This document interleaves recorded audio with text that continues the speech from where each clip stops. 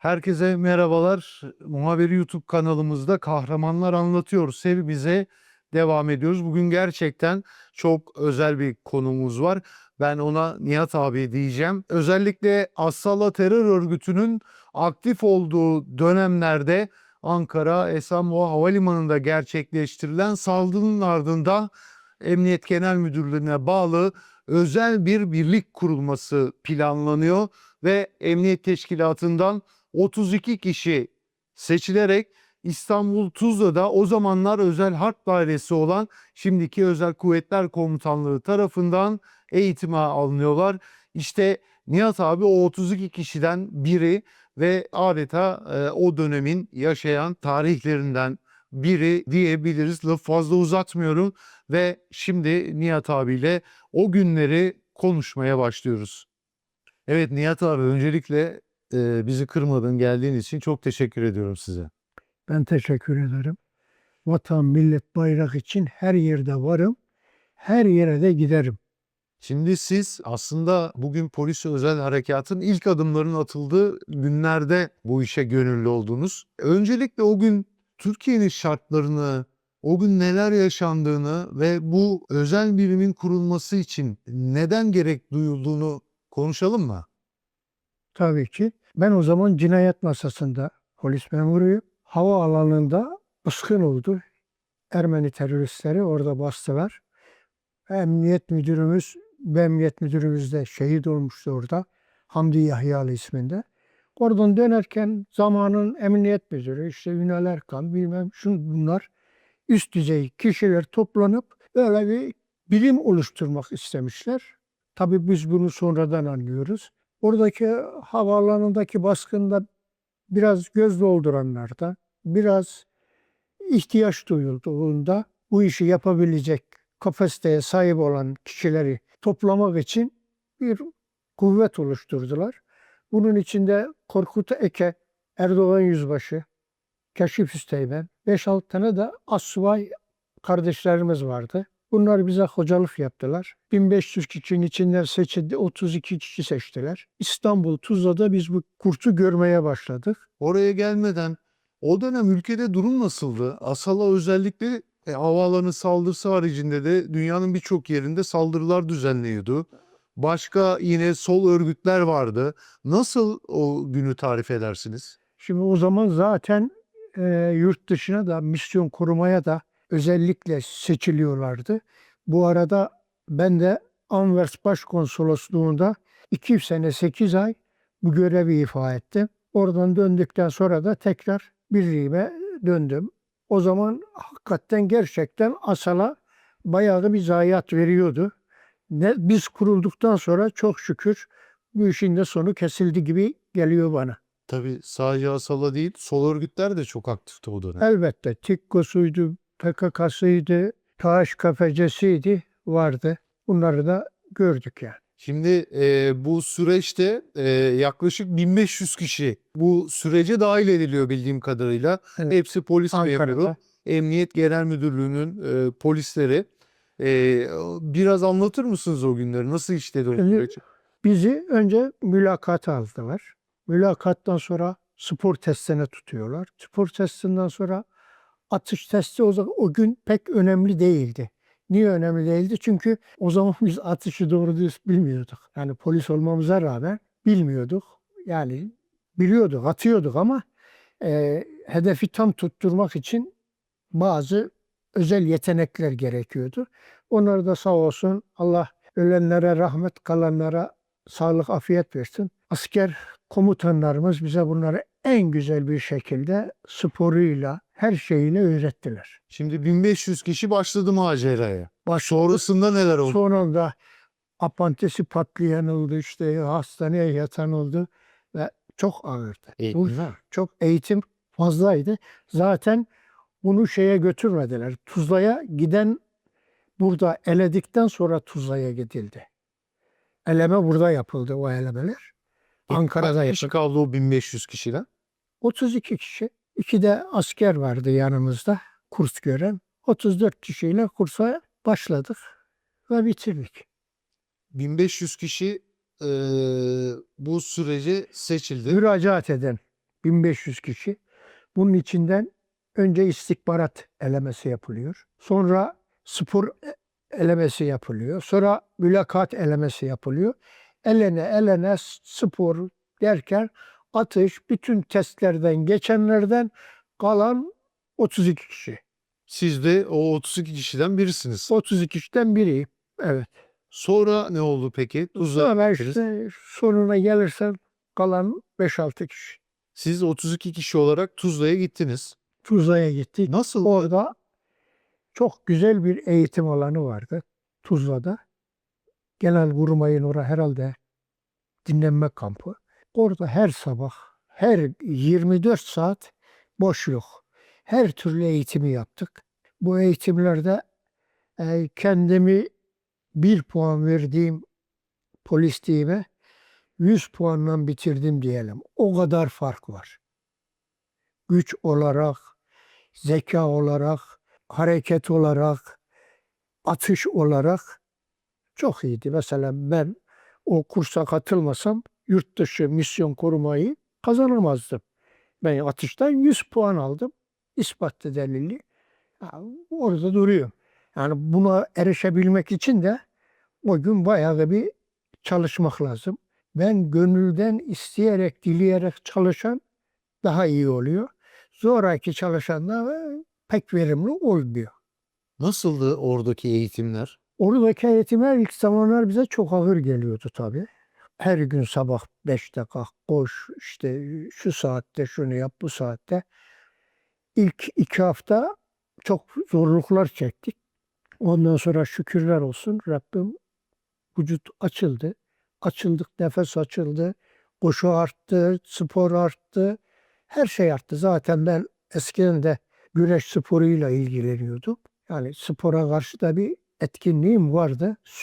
Baba mesleği benim güreş. Burada da emniyette de, emniyet sporunda güreş takımında da kalmıştım. Durum böyle. Peki ne kadar sürdü bu eğitimler Tuzla'da? Eğitimler zannedersem 3 ay sürdü.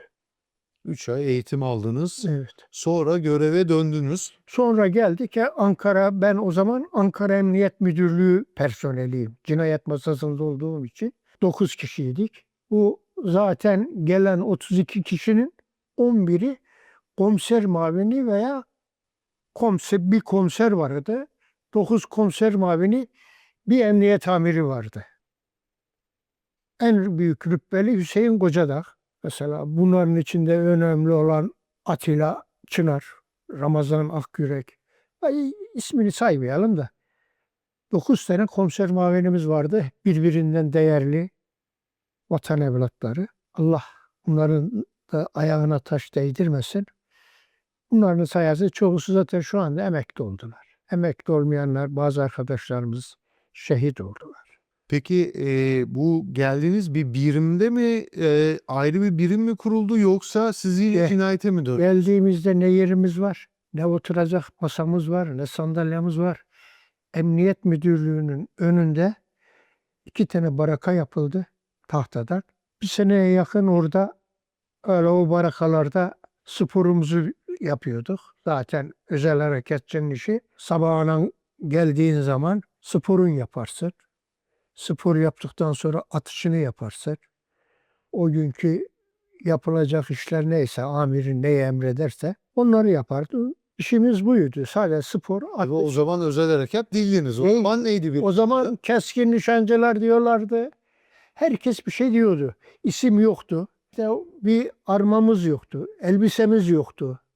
Hiçbir şey yoktu. Sonra çadırdan bir elbise yaptılar. Onlarla biraz gittik geldik.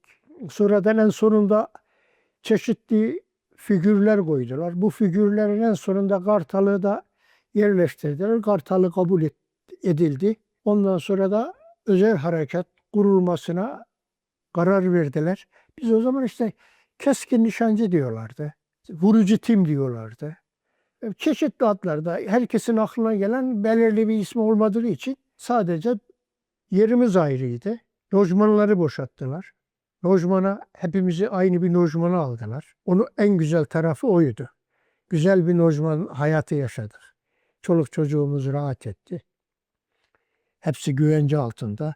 Onun için en mutlu tarafımız o oldu bizim.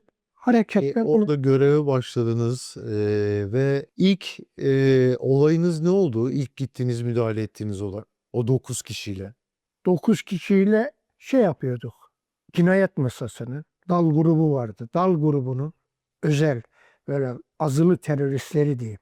Onlar olduğu zaman giderdik onlara yardımcı olurduk. Orada çok Allah'a şükür hiç kazasız belasız ta gururlarına kadar hiçbir şey olmadı. Ta ki yurt dışına gidip geldikten sonra Hakkari'ye devletin nimetinden yararlandık. Küfrentine de katlanalım diye 3 kişi Hakkari'ye direkt dilekçe verdik. Biz Hakkari'ye gitmek istiyoruz ya.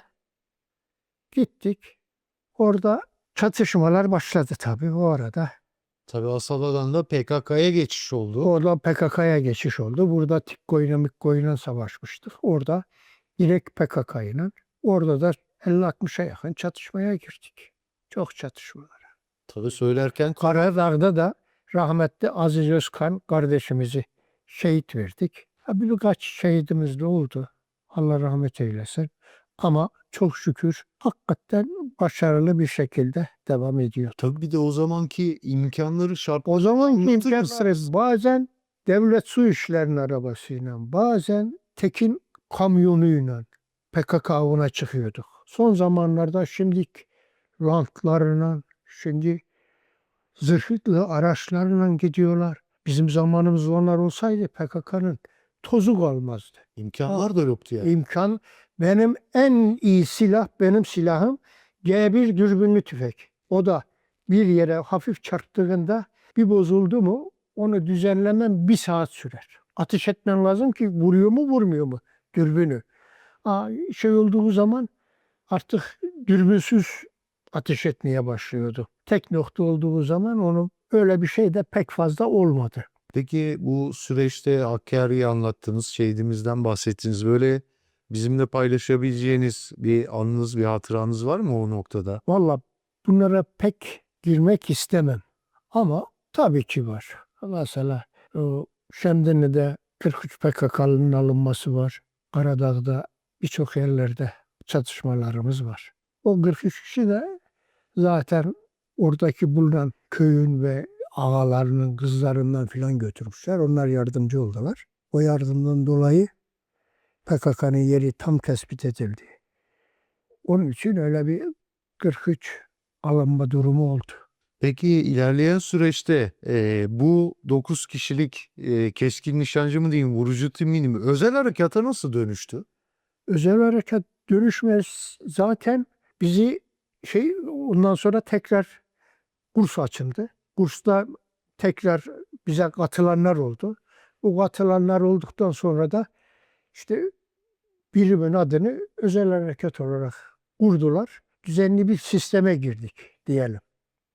O zamana kadar neyin ne olduğunu ben dahi bilmiyordum. Yani nasıl olacak, sonu nereye gider, ne olur bilmiyordum. Özel harekat kuruldu dediler.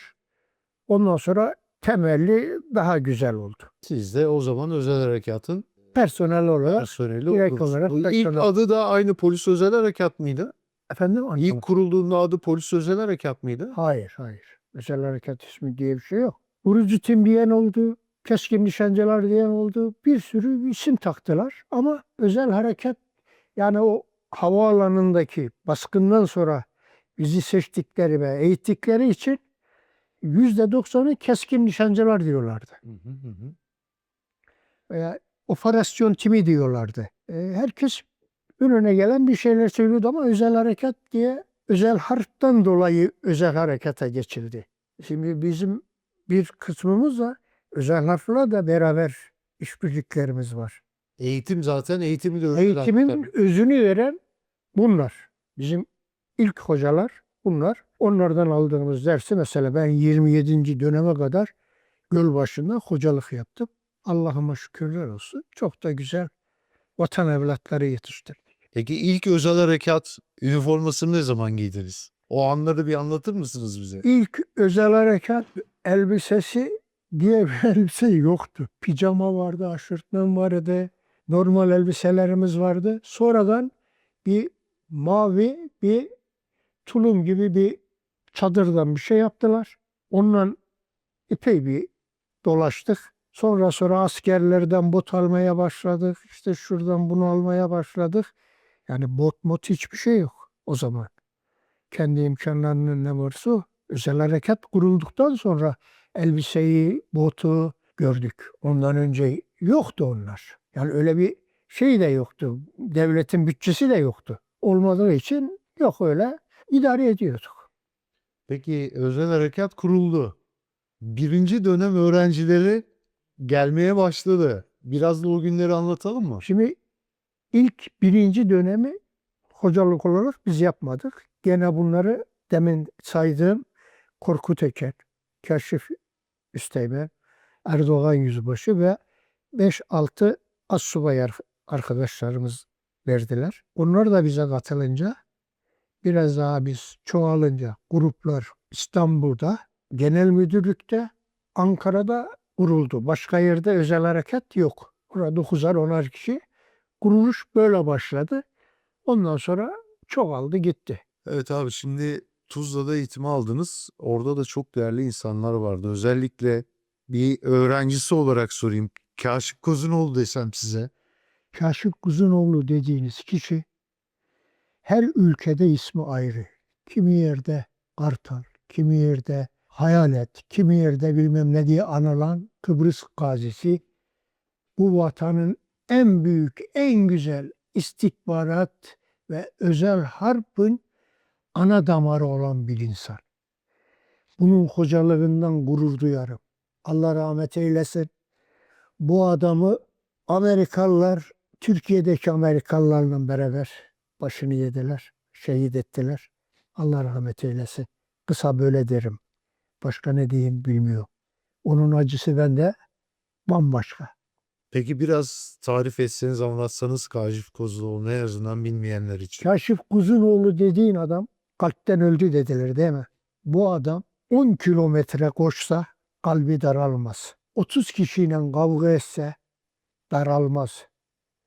Bu adam gücüyle, pozisyonuyla çok değişik bir insandı. Bunun gibi bir evlat daha Türkiye'ye zor gelir. Bunu diyeceğim, başka bir şey değil. Pek fazla da bir şey diyemiyor. Siz o eğitimleri de siz Eğitimlerde en fazla bize yararlı olan kişi oydu. Her şeyiyle örnekti. Yaşantısıyla, duruşuyla, fikriyle, zikriyle. Yani yaşayan bir aslandı o. Onun tırnağı olabilsem bana çok çok fazla gelir. Evet, bu vesileyle onu da yad etmiş olalım biz. Allah rahmet eylesin. Çok üzülüyorum ona. Onun gibi bir vatan evladı zor gelir. Siz de o kaçıncı dönem eğitimlere başladınız? Ben 3. 4. dönemden sonra yavaş yavaş bizim arkadaşlar, polis arkadaşlarımız başladık eğitimlere. Sırayla yapabildiğim, ben 27. döneme kadar yaptım. 27. dönemden sonra İbrahim Şahin döneminde Hunur Sokak'taki merkeze alındım. Merkezde nöbetçi amirliğinin amirliğinde kalıyordum. Grupta iki tarafta başkomiser vardı ama ben polis olarak o gün o grubun amiriydim. Dışarıdaki olan olaylara gidilecek mi gitmeyecekler mi diye sorulara cevap veriyorduk. Sonra işte orada bittikten sonra çoğaldıkça tabii görev değişti. Maşallah şimdi de Allah nazardan saklasın. Zırhlı araçla, SİHA ile, İHA ile, dronlarla. Ben mesela Konya'da biz bazen okullara böyle geziye çıkarız. Eski kuruculardan filan. Celal Başkanımız, Özel Harekatçılar Emekliler Derneği Başkanı Celal Başkan ve Gaziler Derneği Başkanı beraber etkinliklere katılıyor bazen. Oralarda Konya'da gördüm ki bizim polislerimiz drone'u istediği gibi kullanıyor. Bombayı camdan geçiriyor, bırakıp dönüyor. Biz keskin nişancı arayacaksın, tepe bulacaksın, tepeye çıkacaksın. Yeri arayacaksın, onu göreceksin, vuracaksın. Şimdi yok. camdan girip vurup dönüyor. Şimdiki özel harekatçılık ne var yapmaya? Tabii o dönemler imkansızlıklar da var. Mesela siz 3. dönem eğitimlere başladınız.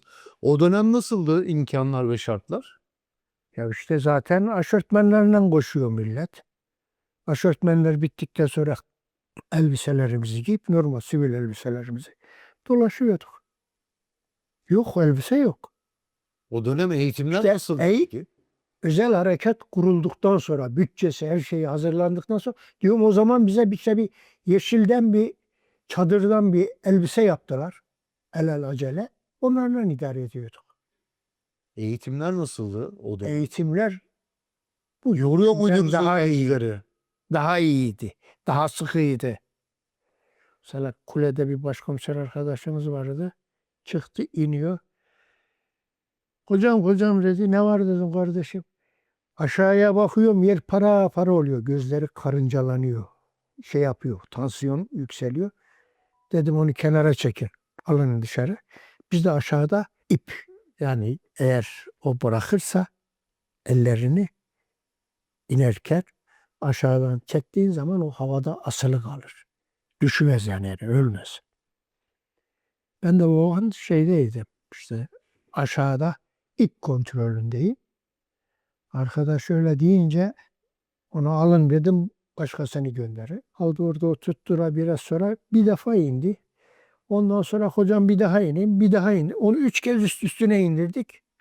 Bitirdi. Yani ilk başlangıç herkese bir değişik geliyor. Arazi eğitimleri nasıldı o dönem? Efendim? Arazi eğitimleri, arazi açık. Arazi eğitimde 40 kilometre yürüyüşüm var. Gece eğitimim var. Gündüz eğitimim var. Pusu var. Her şey var. Yani olabilecek her şeyi öğrenmesi lazım. Yatarak olmaz bu işler. Çalışarak olur. Atalarımızın bir sözü var. Barışta ter dökmeyen savaşta kan dökemez. Orada iyi ter döken iyi kan döker. İyi ter dökmeyen zayıf kalır. Zaten bir çatışmada ilk çatışmayı atlatan, iki çatışmayı atlatan arkadaşımız Allah'ın izniyle daha bir şey olmaz. Ne Mesela- oluyor tecrübe açısından? Mesela Karadağ'a çıktık. Rahmetli Ali Er, emniyet amiri. Önümde yürüyor. Geldi. Müdürüm durum. Emniyet amiri ama şube müdür olduğu için Hakkari'de. Müdürüm yat dedim. Olmadı ayağımdan tuttum çektim. Yatırdım yere.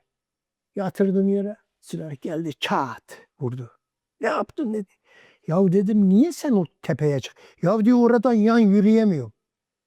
Tepeden yürüdüğün zaman ufukta sizin çok rahat hedef olursun. Fakat burada yürürsen bu dalın şeyin gölgesi senin silüetini göstermez ve hedefi tam tutturamaz. Onun için hani bu yürüyüşler bunların hepsi özel konular. Peki şey sorabilir miyim abi? Bu Asala'ya karşı hiç şey yaptınız mı? Operasyon yaptınız mı? Biz onu istihbaratçılar yapıyordu. Yok artık bitmiş, kapanmış bir örgüt ya. Onun için diyorum. Abi elbette yani ne görev verilirse bunu yapacaksın. Sen o yetiştirilip devlet seni bu amaçla yetiştirmiş. Ne derlerse onu yapmak mecburiyetindesin.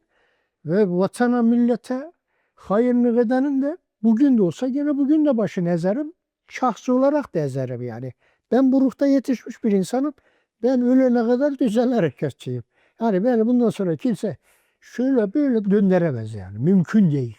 O kanı, o damarı alan bir de Allah korkusu, vatan bayrak sevdası varsa bir insanda gerisi teferruat. Şunun için özellikle sordum onu. Ülkemizdeki birçok genç diyeyim, 30'lu yaşlarda olan insanlar da Asala'yı bilmiyorlar hiç. Acılığı da bilmiyorlar, susuzluğu da bilmiyorlar, şükrü de bilmiyorlar, ibadeti de bilmiyorlar, vatanı da bilmiyorlar. Çoğusu bunlardan yoksun. Her akıma Avrupa'dan dışarıdan gelen her akım bana zararlı. İster kadın hakları olsun, ister insan hakları olsun.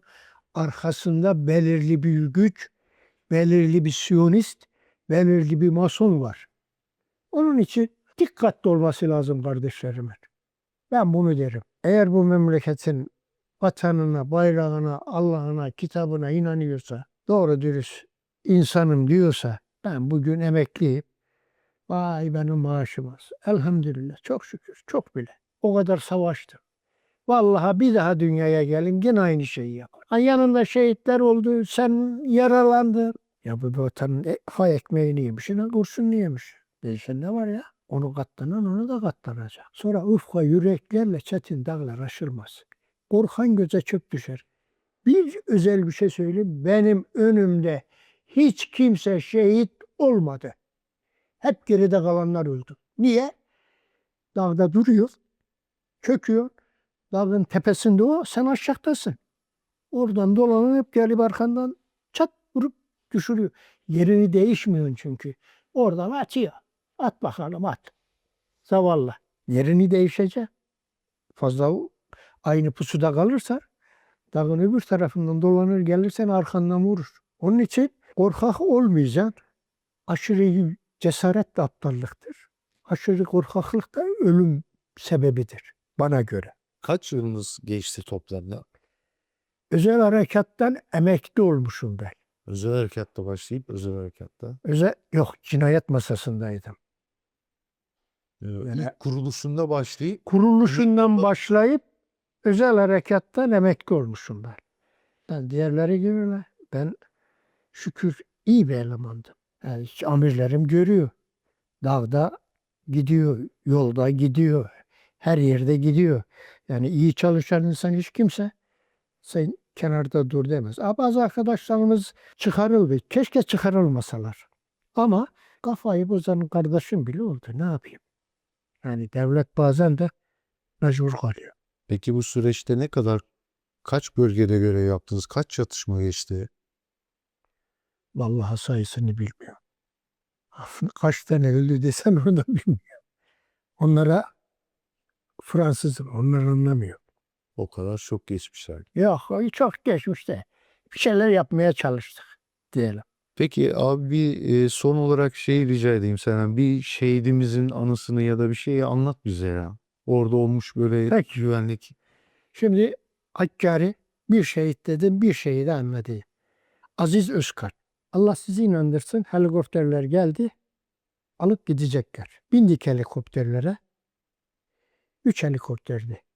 Kalktık, başladı. Gidiyoruz. Gideceğiz. Helikopter kalkamadı. 2 kişi indi. 2 kişi inince bir kişi daha binsin dediler. Bu Aziz Özkan dediğim şahıs vallahi herhalde Abdurrahman Samur'du. Onu tuttu, indirdi. İsmini hatırlayamıyor. Bir arkadaşımız indirdi. Onun yerine kendisi bindi. Yani zoraki indirdi helikopterde. Gittik, bizim helikopter dağa çarptı, düşecektik. Vadiye girdi, geri döndük. Bu Azizgil tam indiler. Aziz orada şehit oldu. Aziz Özkan. Biz tekrar geldik. Tekrar gidelim bilmem ne yaptıysak da gidemedik. Bana en fazla acı veren şehidim odur. Niye? Belki biz inseydik o şehit olmayacaktı. İnemedik. Yani dağa bayağı çarptı. Allah rahmet eylesin. Mekanı cennet. O kardeşimiz öyle. Peki o dönem PKK'nın da ilk kuruluş süreçleri aslında. PKK nasıl bir örgüttü o dönem? O zaman PKK'nın en güçlü zamanları ya. En güzel zamanları. O zamanlar. Fakat o zamanlar niye fazla zayiat veriyorlardı? Bizi bilmiyorlardı. Önce savaşıyorlardı bizimle. Sonradan kaçağa döndüler. Dağın tepesinde sen buradan buraya çıkana kadar bu 2 dağ o tarafa geçiyor. Bir de PKK'nın özelliği bu dağın tepesinde şuradan gelirse şuradan kaçarım, şuradan gelirse şunu yaparım. Aklı fikri onda. Sen hiç bilmediğin bir araziye gidiyor. O avucunun içi gibi biliyor araziyi. Arazi onun gezdiği yerler. O bildiği için kaçması çok kolay oluyor. Cesedini bile alıp gidiyor adam. Tabii bunların hepsini çalışmış oluyor. Bölgeyi de iyi biliyor. Peki o dönemde uluslararası destek var mıydı PKK'ya? Vardı, Amerika'nın PKK'ya desteği vardı. Siz tanık oldunuz mu öyle bir şey hiç? İlk şeyde attıkları M16'yı Hakkari'de biz aldık. PKK'ya attığı M16'yı Yani Hakkari'de. birçok bu konuda şey var. Helikopterler gelip örgüte silah veriyordu. Silah atıyordu, çadır atıyordu. Hatta daha onların çadırında bir tane de evimde çadırım var benim. Tatile gidersem hele daha gideceğim gerçi hiç açmadım. Daha bir çadırım da var. Yükledim sırtına getirdim. Onlara çadır atıyor, silah atıyor, her şey. Daha bugün de aynı şeyi yapıyor. Ha işte bu Suriye'yi eğer hizaya koyarsak Türkiye'de rahatlayacak, bölgede rahatlayacak. Yapamazsak İran olsa zaten bu olmaz. Zaten İsrail, işte Yunanistan, Amerika 1-2-3 yıl daha bizimle savaşmazsa ondan sonra savaşamaz. Savaşmazsa savaşamaz. Savaşırsa ya Allah onlara verir ya da bize. Gene en insaftayım Allah'ın izniyle. 72 yaşında, 15 yaşındayım. İnşallah diyelim. Evet, son olarak neler söylemek istersin? Hem özellikle bugün Özel Harekat Başkanlığı'nda olan personellere, vatandaşlara çok değerli Allah'ın bir emeğin var gerçekten bu. Allah'ın verdiğini Allah alır. Korkan göze çöp düşer. Aşırı cesaret aptallıktır. Planlı, tasarlı, inançlı, abdestli yola çıkarsan Cenab-ı Allah seni korur. Benim öyle kaçışım var ki Veli Cansın önümde gidemezdi. Vadiye düştün, iki tarafta buraya kaçıyorsun, buradan geliyor, buraya kaçıyorsun, buradan geliyor verme. Hakkari'de. Vadi. Uludere. Hadi bir anımı da ufak bir anı daha anlatayım da komedi olsun. Hakkari'deyiz, 9 kişiyiz. Bir hafta gidip Uludere'de ikamet ediyor. 9 kişi. Bir lantımız var. 9 kişi. 9 kişi. Tim amiri benim. Dediler ki 100 kişilik bir PKK grubu geliyor. Babatlar var. Babatlara dediler. Gittik dedik ki askere bize biraz güç verin. 9 kişiyiz. 100 tane gelen var. Yani 100 kişiye 9 kişi şey yap, zorlanırız biz yani şehit veririz. Mesela 10 tane asker aldık zor şuna. 10 tane asker 19 kişi olduk. Şimdi Uludere'nin bir yolu var patika. O patikadan başka bir yerden de PKK'nın gelme imkanı yok. Patikadan gelmesi lazım. Patikaya gittik. Tim vereyim yine dedim en önde. Ağalar önde gider. Gittim önde. Şey yaptım. Bir de çıkarttım bıçağı. Başıma kendime ufak bir çukur yer açıyor. Mevzi. Mevzi yapıyor. Askerleri dizdim böyle. Tek tek V şeklinde açtım. Niye? Arkadaki mürebbiye silahı attığı zaman öndeki arkadaşını asker vurur. Askeri öne koy. Diyor ki bizi ölüme mi gönderiyorsunuz? Siz niye gelmiyorsunuz? Neyse koy. Açtım. Taşları da öne dizdim. Duruyor böyle. Taş, kaya ne var ne yok. Tam böyle yolun üstüne. Ya taşa basacak ya benim sırtıma basacak gelen adam. En öndeyim.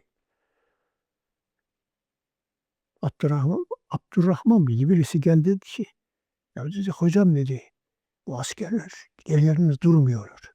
Çıktım baktım askerler dümdüz olmuş. Ben böyle yattım ya V şeklinde açtım dümdüz.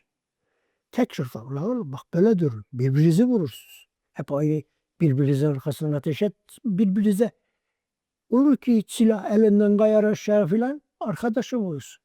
Tekrar açıyor. Biraz aradan zaman geçti. Baktım ki 3 sefer açmama rağmen 3 sefer dümdüz ok gibi oldular. Bu sefer arkadaki taşları aldım. Arkama yıkıyor. Arkamdaki asker dedi ki komutanım PKK yoksa buradan mı gelecek? Yok lan dedim şu yol eşek. Beni vurursuz yine korkuyorum. PKK'dan değil. Ben sizden korkuyorum dedi. Ben adam espri olsun. Bunu da anlatayım. Peki sonuç ne oldu orada? Sonuç gelmediler. Gelmediler. Bir hafta sonra başka yerde karşılaştık. Peki pusularda böyle en uzun kaldığınız süre ne kadar? Mesela biz zaten mesela şeye gittiğimiz zaman hangi ilçeye gidiyorsak bir hafta kalıyorduk. Bir hafta sonra bir diğer grup geliyor. Yo, şunu soruyorum. Mesela orada hazırlandınız, mevzinizi yaptınız, yattınız ya. Heh, Ne kadar süre, atıyorum bir gün, 2 gün, 3 gün? yok. Peki Bir biz iki var- gün yok. Mesela gün batımına yakın çıkıyor. Mevzini alıyor. Saat 4'e kadar çatışma çıktı. 4'ten sonra çatışma çıkmaz. Niye çıkmaz? Açamazlar. Yakalanırlar. Onun için 1,5, 2 en zıt zaman. O zaman ne sigara içebilirsin, sigaranın kokusunu bile alırlar onlar. Yüksektesin ya, gider. Işığı gözükür. Sigara içmek, öksürmek, hiçbir şey yok. Herkes olduğu yerde alacak. Saat 2,5, 3'ten sonra biraz daha rahatlardık. 4 oldu mu istersen kalk ayakta gez.